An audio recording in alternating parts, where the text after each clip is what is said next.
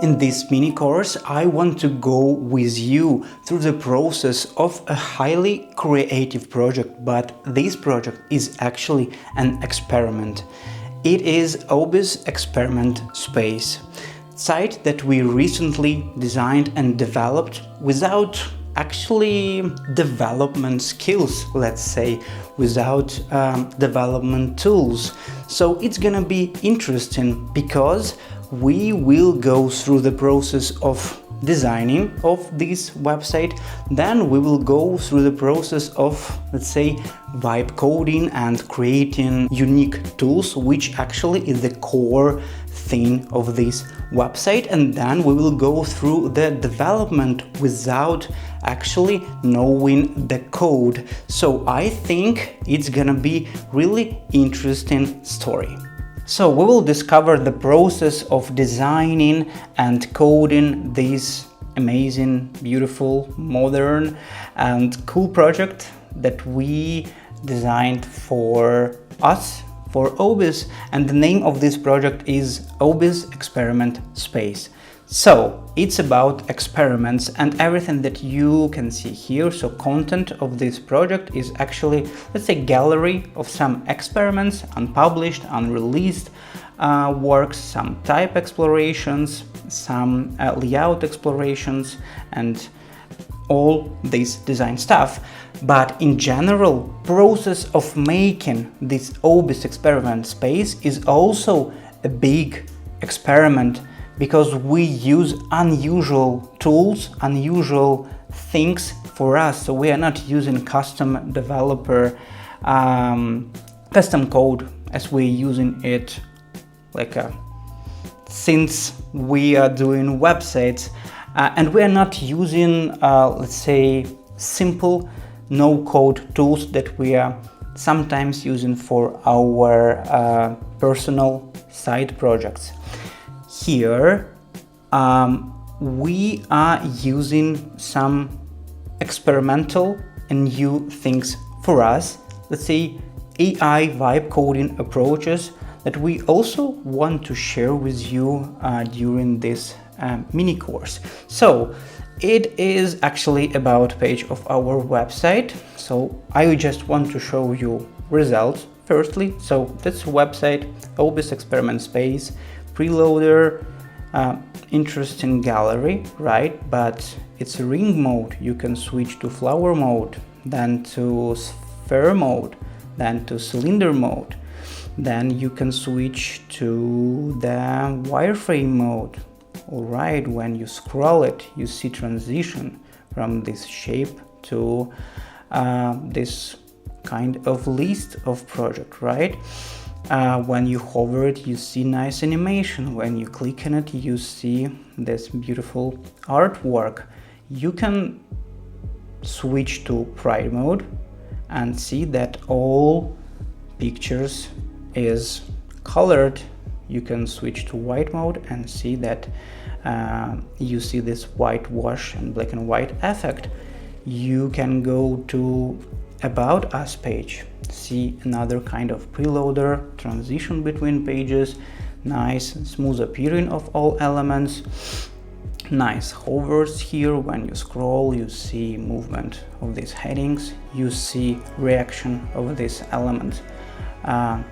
It depends on the way, where and how quick you scroll this website. You see appearing of beautiful headings, gain interest in hovers, and big globe with our experiments here. So that's all. Pretty simple, but pretty website, right? So what I want to say about this project, that during this mini course we will explore Figma as a tool where we design this website. So actually we will go through all main principles and things that we made during design stage. We will also discuss AI, different tools, different chats, different vibe coding tools that we are using to make prompts, to write a code, and to make beautiful tools. That is actually our embed code elements here, like this globe, like this section, and actually main interaction and main feature of this website is also let's say vibe coded gallery with all of this transition, animations, with 3GS, with GSAP, and all of the things. I want to mention one really important disclaimer before we start, that actual process of making this kind of experiment, it's a mess. It's literally a mess. I mean, we started it from a gallery, exploring tool. We tried to understand what we can do with it, how deep we can go, how creative it can be. Then we come up with idea like, okay, it's gonna be Obys Experiment Space. Then we design only one main screen. Then we come back to this tool called Brik. Then we decide to work on content. Then we decide to develop the main screen and try to insert here this embed code with tool just to test it. Then we design internal page. Then we develop these new tools, and then we make a few more experiments, and only then develop internal page.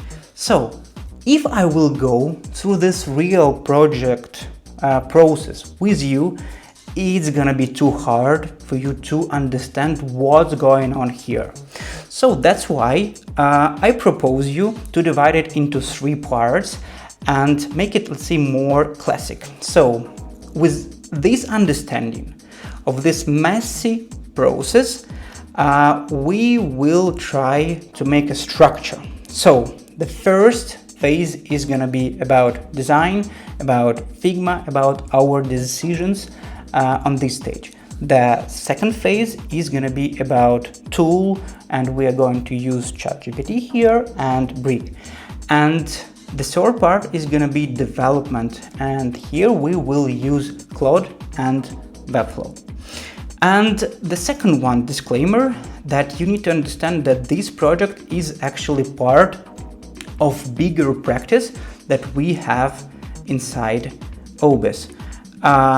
The name of this practice is actually Design for Love. It's practice of making side projects, and that's all side projects that you can see that we made.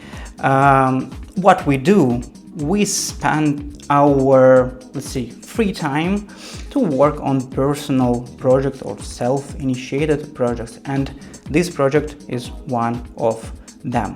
We want to experiment with it, we want to understand how to work with these AI tools, and if it's possible to develop it without knowing the code, Webflow or similar tools. And the core theme of this practice, that you need to cover everything as a designer. So this project was created entirely by one designer with no understanding of coding, Webflow or web development experience. And we made it with all our love and respect to developers, and we don't think that it can replace really good developers, because we understand our developers, we understand in general opinion about that of respected developers that we know, because actually as a designers we can imagine the similar situation that a client can make some awful designs somewhere in ChatGPT and say like, hey guys, why I'm paying you, it's easier to develop or to design it with ChatGPT. But we are, as designers, we understand that it's a very strange, let's say, approach, and design is not only about tools, right? So development as well, but this kind of approach and these kind of experiments can be useful for designers to, let's say, unlock new creative skills, to demonstrate something to your developers as an example, to make a quick wireframes, prototypes, to show ideas to your client. So that's our main goal here. But also, by the way, result is a pretty impressive, it's a pretty nice, and I just want to say that it also award-winning result. So I think it's something interesting for designers also to explore it. So let's do it.